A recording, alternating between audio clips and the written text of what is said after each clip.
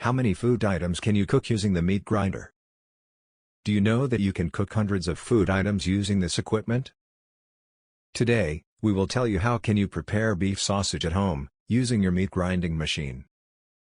Ingredients that you need. Beef, 5 to 6 pounds. Nutmeg, ginger, and thyme, 1 teaspoon each. White pepper and ground sage, 2 teaspoons each. Red pepper, ½ teaspoon. Oil, as per your taste. Water, half of a cup. Procedure. 1. Take the beef in a bowl. Remove the excess fat from the outer surface of the meat. 2. Grind the meat with your meat grinder. 3. You need to mix the ingredients with the ground meat. Take a big bowl and mix everything with your hand.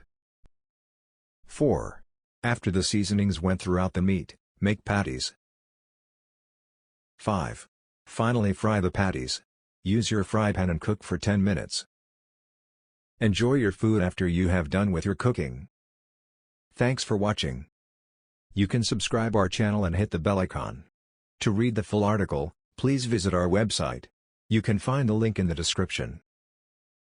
Thank you. Have a good day.